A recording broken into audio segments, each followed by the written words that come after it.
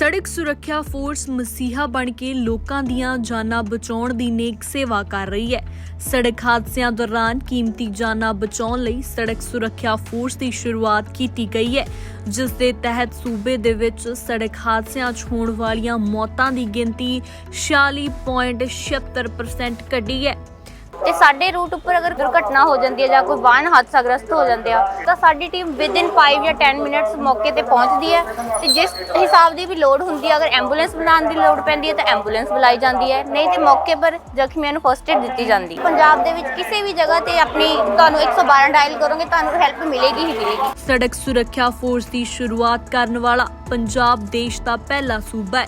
हुण तक होए 30,549 सड़क हादसिਆਂ ਦੇ 15,053 ਜ਼ਖਮੀਆਂ ਨੂੰ सड़क सुरक्षा फोर्स ਦੇ ਵੱਲੋਂ ਮੁੱਢਲੀ ਸਹਾਇਤਾ ਪ੍ਰਦਾਨ ਕੀਤੀ ਗਈ ਹੈ ਅਤੇ सड़क ਹਾਦਸਿਆਂ ਦੇ शिकार ਹੋਏ 18,591 ਜ਼ਖਮੀਆਂ ਨੂੰ ਹਸਪਤਾਲ 'ਚ ਦਾਖਲ ਕਰਵਾਇਆ ਗਿਆ ਹੈ। हर 30 किलोमीटर के रेडियस च गड्डी है, जिते भी जदों भी उन्होंने कोई कॉल आती है तो उन्होंने एवरेज 6 मिनट 20 सेकंड है वो पहुँच के फिर जोड़ा भी हस्पताल नेड़े है चाहे सरकारी है प्राइवेट है वो पहुँचा दो तो सारा जोड़ा पैसा है वो गौरमेंट देगी। दिल्ली की विधानसभा ने कल एक बहुत खतरनाक कानून पास किया है।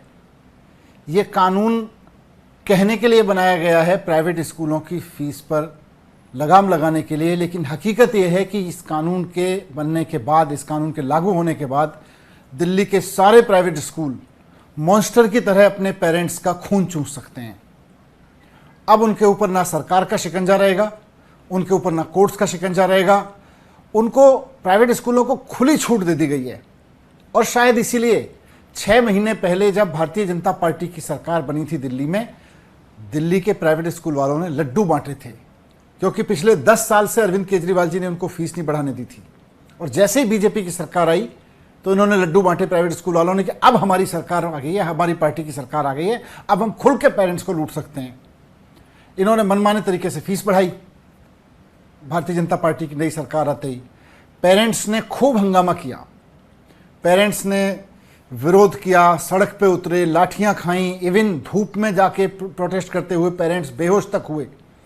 प्राइवेट स्कूल वालों ने बाउंसर्स बुलाए, मासूम बच्चों को कमरों में बंद कर दिया जिनके पेरेंट्स विरोध कर रहे थे बढ़ी हुई फीस का। लेकिन भारतीय जनता पार्टी के कानों पे जूं नहीं रहेंगी। क्यों? क्योंकि उनकी तो सरकार बनने पे प्राइवेट स्कूल वाले लड्डू बांट रहे थे।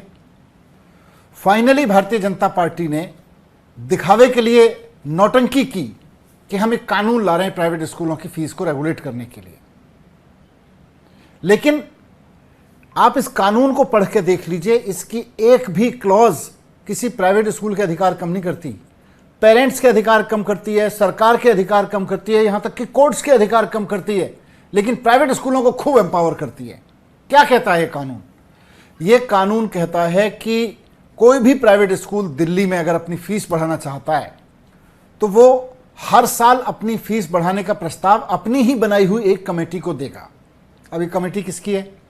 कानून कहता है भारतीय जनता पार्टी का कि प्राइवेट स्कूलों की फीस को रेगुलेट करने का काम, प्राइवेट स्कूल फीस बढ़ा पाएंगे कि नहीं बढ़ा पाएंगे, उसको अप्रूवल देने का काम स्कूल की बनाई हुई एक कमेटी करेगी। इस कमेटी का चेयरमैन होगा स्कूल का मैनेजर। इस कमेटी में मेंबर होंगे स्कूल के प्रिंसिपल, स्कूल के टीचर्स, 3 या 4 टीचर्स।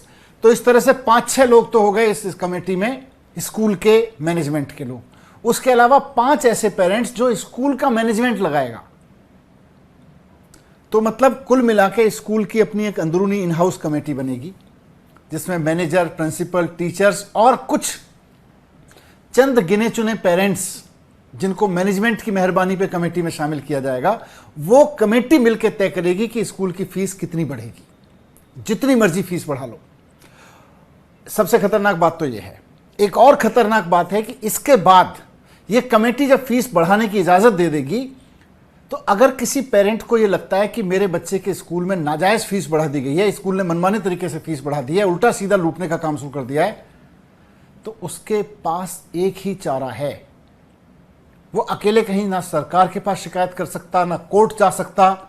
वो केवल और केवल इस कमेटी के पास जाएगा और कमेटी के पास भी अकेले नहीं जा सकता।